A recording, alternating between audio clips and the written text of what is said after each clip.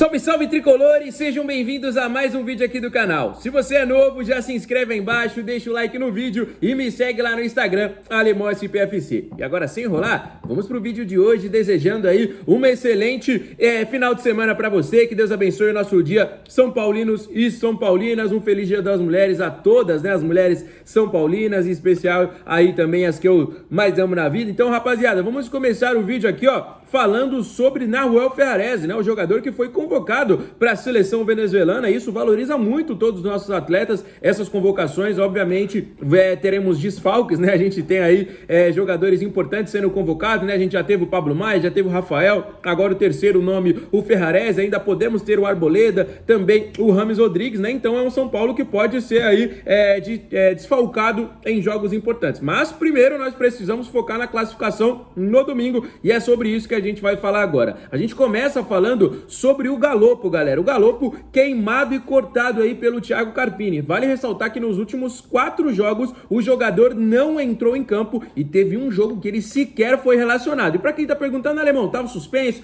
Tá machucado? Alguma coisa? Não, o Galopo tá 100% fisicamente, apenas opção do treinador mesmo. E agora a situação pode ficar um pouquinho mais complicada, porque chegou mais um jogador do meio pro ataque, né? Então o Galopo, que muitas vezes jogou até como um 9, como um falso 9, como um meia, aberto ali. Então se chega mais jogador ali para disputar a posição, complica ainda mais. Vale ressaltar que o último jogo do São Paulo, no clássico contra o Palmeiras, o Carpini fez apenas 3 alterações, o Galopo estava no banco e não entrou, ou seja, ele tinha 2 substituições para fazer e preferiu não fazer do que colocar o Galopo ou qualquer outro jogador aí que estava no banco de reservas. Indo da linha cronológica, né, o clássico contra o Palmeiras, ele sequer entrou em campo com 3 substituições. O outro jogo contra a Inter de Limeira, ele sequer foi relacionado por conta do limite de estrangeiros. Vale ressaltar que foi o jogo que marcou a volta do Rames Rodrigues, né, então acrescentou um jogador aí gringo, né, e o Galopo acabou ficando fora. E nos outros 2 jogos, né, 2 empates, né, contra o Guarani e também contra o Bragantino, que o jogador esteve no banco, mas também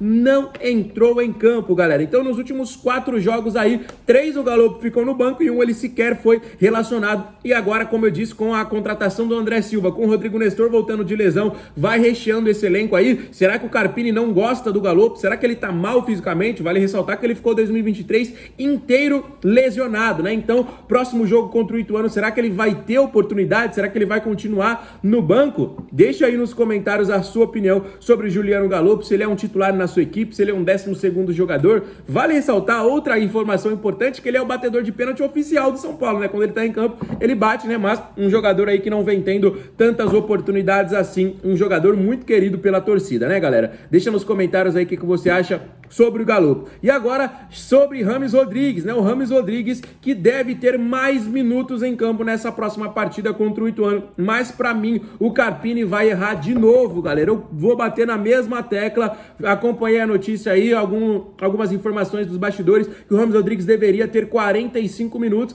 mas provavelmente ele deve ter os 45 minutos finais e não os iniciais. Então, para quem tá aguardando aí o Rames no time titular, ainda não saiu a escalação, né? Ainda temos 2 dias até a partida, mas pode ser que ele não comece jogando, o que eu acho um erro absurdo. Eu sempre sou da filosofia de que se o cara é o melhor jogador, ele tem que entrar jogando. Não tem essa de vou colocar ele no minuto final. Beleza, tá com um planejamento aí de colocar o Rames Rodrigues no segundo tempo, mas vai, Deus o livre, aí acontece alguma coisa, o Ituano faz 2-3-0 aí no primeiro tempo. Aí vai colocar o Rames Rodrigues para fazer milagre no segundo tempo. Aí isso aí pode custar inclusive a nossa classificação, porque se a gente perder e o Novo Horizontino e o São Bernardo pontuarem, vão ficar complicada a nossa situação, a gente pode ser inclusive eliminado. Então, se ele não tá 100% fisicamente, não tá bem, coloca ele para jogar no primeiro tempo. Se ele cansar, troca. A gente tem 5 alterações. O Carpini não utiliza as 5 alterações que ele tem. Ele utilizou 3 contra o Palmeiras. Contra a Inter de Limeira ele utilizou 4, contra o Bragantino ele utilizou 4, contra o Guarani ele utilizou 4. Então,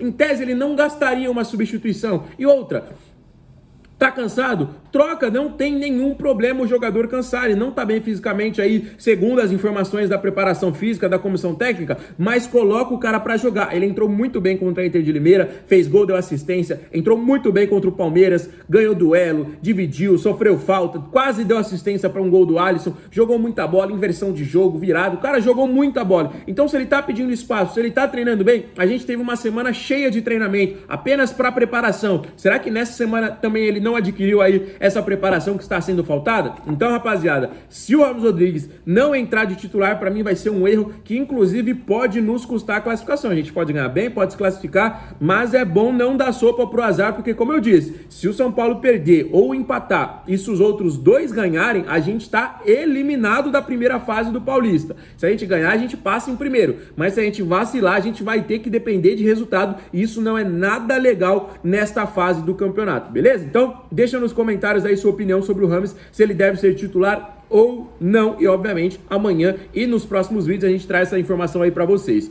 Vamos pro próximo assunto agora, vamos falar sobre o zagueiro Bremer, né? Pra quem não se lembra, né? Pra quem não sabia também, o Bremer foi revelado pelo São Paulo. O Bremer, que hoje está na Juventus, titular absoluto, disputou a última Copa do Mundo com a seleção brasileira, deu uma entrevista aí falando sobre o seu interesse em retornar ao tricolor. Ele inclusive postou uma foto em suas redes sociais esse dia com a camisa do São Paulo, né? Em um jogo em que ele foi campeão, mas que teve uma lesão no supercílio, né? Colocou como se fosse um significado assim de garra, né? Um jogador que sangrou bastante, e recentemente aconteceu a mesma situação lá na Juventus, né? E ele ganhou a partida, então postou essa foto aí, e a torcida se agitou demais nas redes sociais. E ele já declarou, né, que quando voltar ao Brasil vai dar prioridade ao São Paulo, né? Um jogador hoje que tá no mais alto nível. Se a gente for considerar que vão os melhores para a Copa, em 2022 ele era um dos 4 melhores zagueiros do futebol brasileiro. Do Brasil, né? Vamos falar assim, do Brasil, né? Até porque estava Marquinhos, Thiago Silva, Éder Militão e ele. E ele hoje é titular de uma equipe como a Juventus, né? Que é uma equipe das mais fortes do mundo, né? A Juventus não tá passando a sua melhor fase, teve problemas aí financeiros, teve problema com Pogba, com doping, teve problema aí de fair play, beleza. Mas isso não tira a grandeza de uma equipe como a Juventus, né? Então vamos aguardar aí, quem sabe, né? Quando o Bremer não voltar ao futebol brasileiro, que ele não vista aí a camisa do São Paulo Futebol Clube. Seria algo realmente muito, mas muito interessante mesmo, né, galera? Então, quero saber aí a opinião de vocês. Vamos falar sobre o julgamento, né? Até porque o clássico ainda tá repercutindo, ainda tá refletindo em muita coisa, né? Caleri, Wellington Rato, Rafinha, Júlio Casares, Belmonte, né? O Belmonte tá com a sua situação mais grave do que as outras, né? Até porque ele pode ser processado, inclusive, por xenofobia, pode ser proibido, inclusive, de frequentar o Allianz Parque em jogos que o Palmeiras for mandante, né? Então, a situação aí, estamos aguardando punição, né? Mas também pelo lado da Federação Paulista foi admitido, a gente já sabia, né? Foi admitido o erro na não expulsão do Richard Rios e também na não marcação de pênalti em cima do Luciano.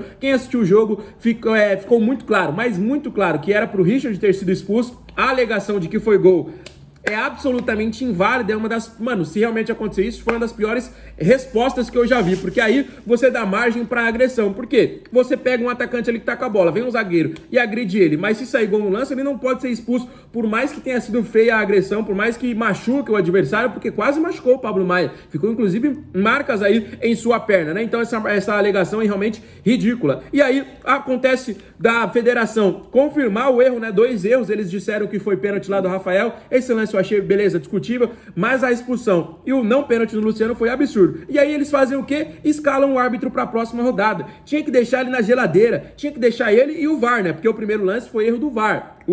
Eu acho que foi mais erro do VAR, ele teve um erro também. Mas o não pênalti no Luciano, ele foi chamado. Então, VAR e o Candesan teriam que estar na geladeira, ia ter que voltar a apitar a Série D, ia ter que ficar dias sem apitar, mas não, o cara foi escalado para a próxima rodada aí, que vai acontecer nesse final de semana, e vai apitar o jogo do Santos. Ou seja, é benéfico pro cara prejudicar uma equipe. Ele pode, inclusive, tirar um São Paulo de uma competição. Ele tirou 2 pontos da gente. Ele pode prejudicar uma equipe que estava em busca de uma vitória num clássico, que estava em busca de uma vitória aí para dar moral para a temporada. É benéfico para ele. Ele prejudicou o São Paulo. Todo mundo viu no estádio. A federação considerou realmente aí que eram 2 erros e ele foi escalado para a próxima rodada. Então o quê? Ele vai errar, vai continuar errando e não vai acontecer absolutamente nada. O São Paulo vai ser prejudicado. São Paulo tinha que fazer aí algum requerimento para ele não apitar mais jogos no Morumbi, não apitar mais jogos do São Paulo, porque assim você realmente pune o árbitro, para que ele fique 10 dias aí, como eu falei, na geladeira,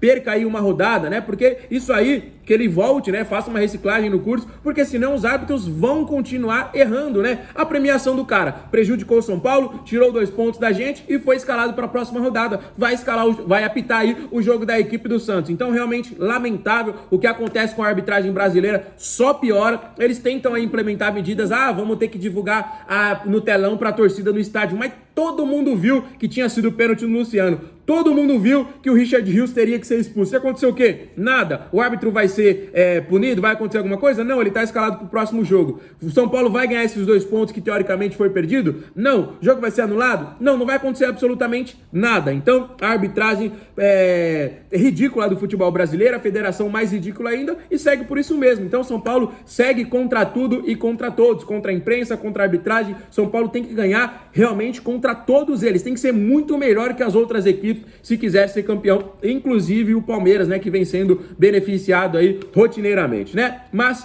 deixa aí nos comentários a sua opinião. Se você é novo no canal, não esquece de se inscrever para acompanhar diariamente as principais informações, e para você que acompanhou o vídeo até aqui, não esquece de deixar o like e os comentários sobre todos os assuntos que eu falei, tá bom? Amanhã ao meio-dia tem muito mais novidades. Fiquem com Deus. Um abraço do Alemão. Valeu!